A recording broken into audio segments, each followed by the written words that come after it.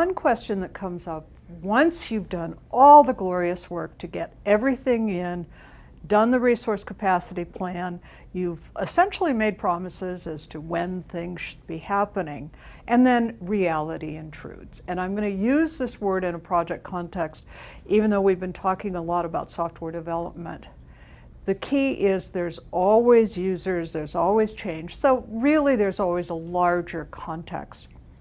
But there's an answer to the question, because we all know from the day you start, Murphy's going to get involved, and there's generally not an allotment for Murphy in the project plan. So what I want to talk about is what to do when things don't go according to schedule. So we start out with project A, we have project B, and we have stuff, the dreaded stuff, whatever stuff is. So project manager of project A has everything going along, and then gets asked if Jane can go help out for 1 week on project B. Okay, how are we going to make up the time? How are we going to keep that schedule going? Well, the first rule is if that 1 week was for essentially a crash, a replacement, something, can project B return the favor of throwing a little bit more effort back there? Because what we're trying to do is not penalize project A because we had a resource, the need for a resource change. The other thing we're going to do is start to identify where we're running short. Every single organization has bottleneck resources. They come in 2 flavors. They come in the flavor of Jane. Jane is the only expert on certain things. So anytime something happens, let's throw Jane at it. So what should we have done if Jane is an expert? Jane should never have been assigned full-time to project A. If you've really got somebody who's jack of all trades, rescue anything, then designate them as that. Overall, you might say, but Donna, I'm pulling a resource out who's not available because we now have Jane over here. The answer is you only thought you were going to make it go with the resources you had. Reality is you always needed Jane in an ability to switch hit on things, and you're better off leaving her there. And trust me, nobody ever gets underutilized in that position. These people are superstars.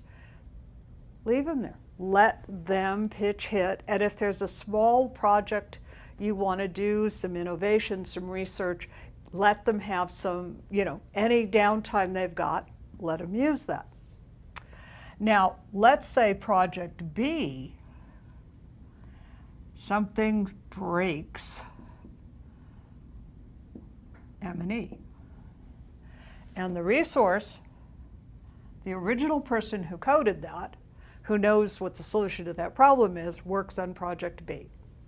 Now, that person is, because this is reality, is only on project B half-time. The other half-time, they really are on maintenance and enhancement, but for 2 days they're going to have to double down and fix something here. Answer, just trade back. What I've seen from working with hundreds and hundreds of clients is there is a supposition that all time goes one way into that and projects suffer.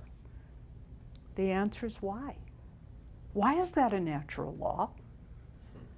Where did that come from? I've never understood where that assumption came from. What gets taken gets returned. Now, sometimes you can't do it. if it's in the Jane situation, but if it's the same person, they just don't do, if they're gone for 2 days off of here, they just don't do 2 weeks of maintenance. They make up the time. In every case, you are trying to preserve the project schedule. Now, one of the things, the first time you go through and start balancing for project allocation, the things you're looking for is, are we staffed correctly? Do we start running into shortfalls because we don't quite have the right skills, we haven't defined it right? You start to look for where are the problems so you can fix them. Because even though we're living in a world where people are saying, for the sake of agility, we can't give you deadlines, let's be clear. Arbitrary deadlines are arbitrary deadlines, but the fact that you've got to ship a product, that your company is dependent on certain activities for making money, let's get real. All of this has financial consequences. So the other thing you need to do is start constraining. Murphy's going to take his pound of flesh no matter what. You've got to make sure that if you slip for a day, you go back to your schedule and you figure out, is there any bit of fat in here we can take out? Is there any part of the scope we can delay that does not keep us, does not prevent us from meeting the business purpose that we qualified for? The key is, and many people are always surprised when I say this, the end date is your friend. The end date is the single most important thing you have, and don't let anybody rob you of it, because it's what defines the period of time in which you make the trade-offs. That allows you to go back to somebody that said, you asked me for these 25 things. I'll get it to you by this date, but I'm not literally going to deliver exactly what you wanted. As long as you understand what fit for purpose means, you can probably do that, as long as you don't have resources borrowed without some compensatory.